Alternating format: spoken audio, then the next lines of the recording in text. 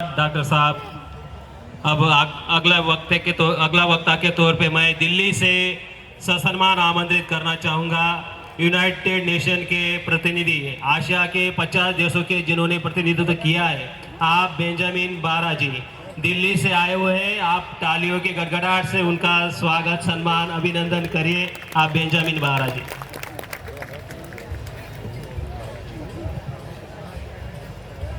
बहुत बहुत धन्यवाद। आपकी जय, जोहार सभी साथियों को। थोड़ा सा परिचय अपना देना चाहूंगा कि वर्तमान में मैं संयुक्त राष्ट्र में 50 देशों का प्रतिनिधित्व कर रहा हूं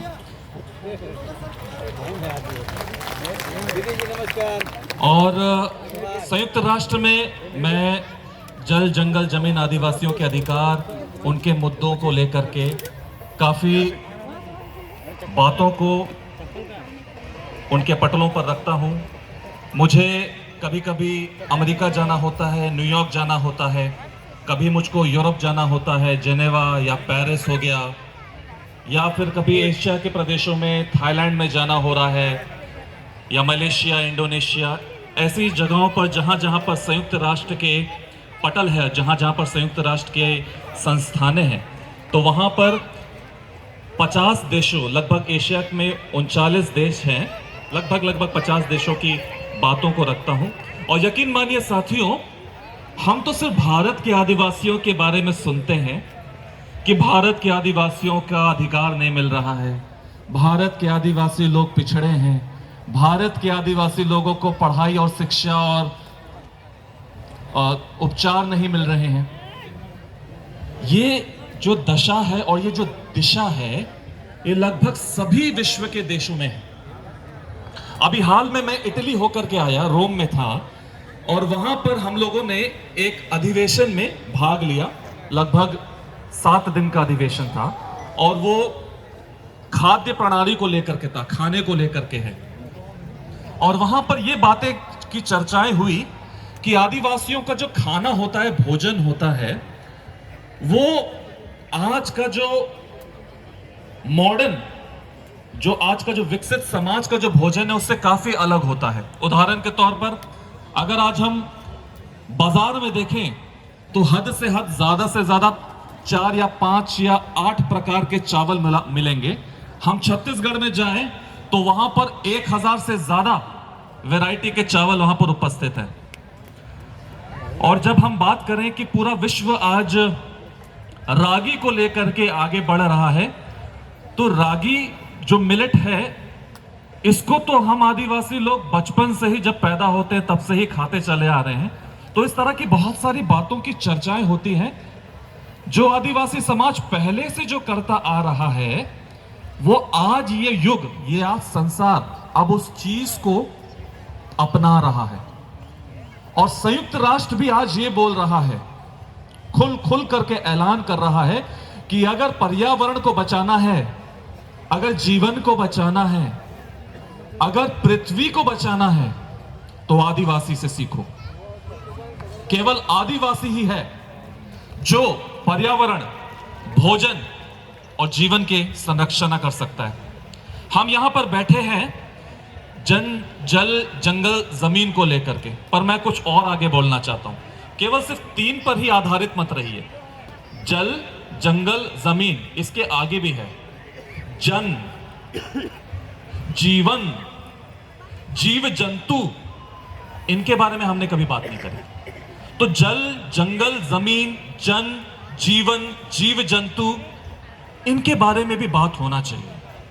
पर्यावरण के बारे में बात होना चाहिए। साथ ही साथ मैं आप लोगों को, इस मंच में बहुत सारे लोग यहां पर आए, अपनी बातों को रखा, और मैं बहुत ध्यान से बातों को सुन रहा था। मैं आज जो बोलने वाला हूं, हो सकता है आप लोगों को चोट लगेगा, आप लोगों को दुख पहुंचेगा जो मैं आज बात करने वाला हूं, पर मैं सच बोलूंगा। और सच ये है, भूखे पेट आंदोलन नहीं होता। भूखे पेट आंदोलन नहीं होता। दूसरा, आज हम सारे आदिवासी दूर दूर से यहां पर आए हुए हैं। किसी ने 2 वक्त की रोजी रोटी को अपनी नौकरी को छोड़ करके, छुट्टी लेकर के, एक दिन का अपना काम को छोड़ करके यहां पर आया। उसने अपना पेट काट करके यहां पर आया।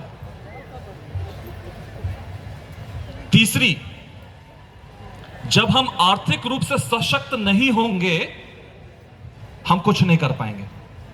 हम ऐसे ही यहां पर आंदोलन करते रहेंगे, नारा करते रहेंगे, लेकिन जब आप इतने बड़े सम्मेलन को आर्थिक रूप से सशक्त होकर के आप सपोर्ट या आप इसको सहारा नहीं दोगे, तो यह सम्मेलन नहीं हो पाएगा। चौथा, हम आदिवासी अधिकारों की बात करते हैं। अधिकार कैसे मिलेगा? अधिकार इसलिए नहीं मिलेगा क्योंकि हम लोग पेशा कानून के ऊपर बात करते हैं, हम लोग संविधान के ऊपर बात करते हैं, और हम लोग बहुत सारी ऐसी बातें हैं जो जिसको बोलते हैं लॉ के ऊपर, कानून के ऊपर बात करते हैं। ये जो समस्या है, ये समस्या कानूनी समस्या है, ये समस्या राजनीतिक समस्या है। आप मुझे ये बताइए, पेशा कानून बनाने के लिए, संविधान बनाने के लिए, ये सब कानून ही तो है, पार्लियामेंट में बनता है। हमारे अगर जनप्रतिनिधि उस कानून को बनाने के लिए सक्षम नहीं होंगे तो हमारे लिए वो कानून बनेगा ही नहीं। और अगर हमने ऐसे जनप्रतिनिधि चुन करके वहां पर बैठाया जो स्वयं अपने बारे में सोचते हैं, जो अपनी आर्थिक उन्नति के बारे में सोचते हैं, तो हमारे आम आदिवासी समुदाय का कुछ नहीं होने वाला। एक छोटा सा उदाहरण देता हूं। हमारे जितने भी जल जंगल जमीन है, ज्यादातर हमारा माइनिंग जिसको बोलते हैं हम लोग, जहां से हम लोग कोयला निकालते हैं, जहां से हमारी खदानें होती हैं, कितने लोगों को पता है कि उन खदानों में से कितना रुपया एक नेता को या एक बिजनेस वालों को जाता है? चलिए मैं आज आंकड़ों में बात करता हूं। आंकड़ों में बात यह करता हूं, जब हम कोयले के खदान से कोयला सप्लाई करते हैं, आंकड़ों के हिसाब से एक शिप का कंटेनर, यानी कि एक शिप में लगभग 1 लाख मेट्रिक टन कोयला आता है। 1 लाख मेट्रिक टन कोयला जब हम उसको बेचते हैं बाजार में, उसका भाव लगभग $35 से लेकर के $50। इसका मतलब यह हुआ, उस 50 को अगर मैं लगभग 80 से गुणा कर दूं, 1 मेट्रिक टन लगभग 4000 से 5000 रुपया में बिकता है। तो 1 लाख मेट्रिक टन कितने में बिकेगा? आंकड़ों में मल्टीप्लाई कर दीजिए। अब उसमें जो कमीशन मिलता है राजनेताओं को, चाहे बिजनेस को, लगभग $5 प्रति मेट्रिक टन। तो 1 लाख मेट्रिक टन बिका तो $5 लाख उनको एक लगभग कमीशन आता है। $5 लाख का मतलब कितना होता है आप लोगों को पता है? 4 करोड़। मैं ये सब क्यों बोल रहा हूं? क्योंकि मैं खुद व्यवसाय करवाता हूं, मुझे पता है उन गणितों के बारे में। आज हमारे आदिवासियों के जल जंगल जमीन पर कब्जा इसलिए हो रहा है क्योंकि आप लोगों को सशक्त नहीं बनाया गया है कि आर्थिक रूप से बिजनेस कैसे किया जाए। आप लोग को बिजनेस करना ही नहीं आता है। मैं शुक्रिया अदा करना चाहता हूं जितने भी आदिवासी लोग, जितने लोग यहां पर स्टॉल लगाए हुए हैं और कुछ ना कुछ बेच रहे हैं, किसी तरीके से वो कोशिश कर रहे हैं बिजनेस। 2-3 चीजें आ रही हैं कि बैंक हमें लोन नहीं देता है, हम ये काम नहीं कर पाते, हम वो काम नहीं कर पाते। अगर बैंक लोन नहीं देता है तो बहुत सारे दूसरे तरीके हैं जहां से हम पैसे निकाल सकते हैं, जहां से हम अपने व्यवसाय को बढ़ा सकते हैं। अगर आपकी 10 एकड़ जमीन है और खाने के लिए सिर्फ आपने 2 एकड़ जमीन में पूरे साल में काम किया, 8 एकड़ जमीन खाली है, तो उस खाली जमीन पर दूसरे लोगों की नजर तो जाएगी।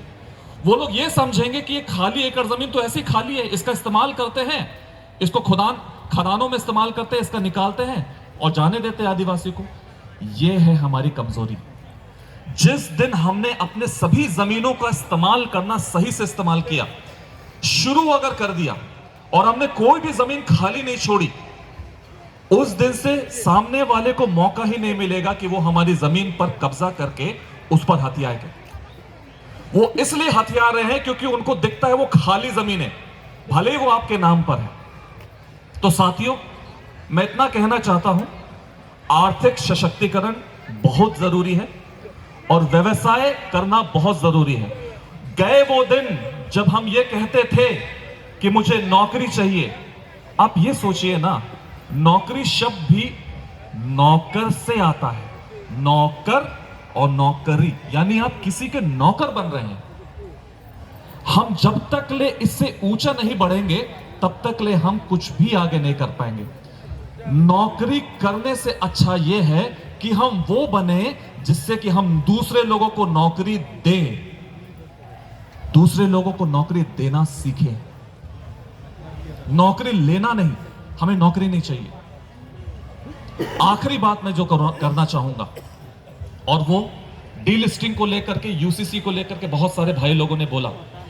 देखिए, भारत के संविधान में जो भारत की जमीन है उसमें कितनी प्रकार की जमीन है। 5वीं अनुसूची जमीन है, 6वीं अनुसूची जमीन है, जम्मू कश्मीर की जमीन है, हमारे और भी सामान्य जमीन है, अलग अलग प्रकार की जमीनें हैं और हर जमीनों के अलग अलग कानून हैं। यूसीसी मतलब यूनिफॉर्म सिविल कोड, हर जमीन के अपना अलग कानून है। 5वीं अनुसूची के अलग कानून है, 6वीं अनुसूची के अलग कानून है, बाकी जमीनों के अलग कानून है। अगर ये सामान्य कानून आ जाता है तो इससे क्या होगा, 5वीं अनुसूची का कानून हट जाएगा, 6वीं अनुसूची के कानून भी हट जाएगा और जो सामान्य कानून की जो धाराएं हैं वो 5वीं और 6वीं अनुसूची में लागू हो जाएंगी।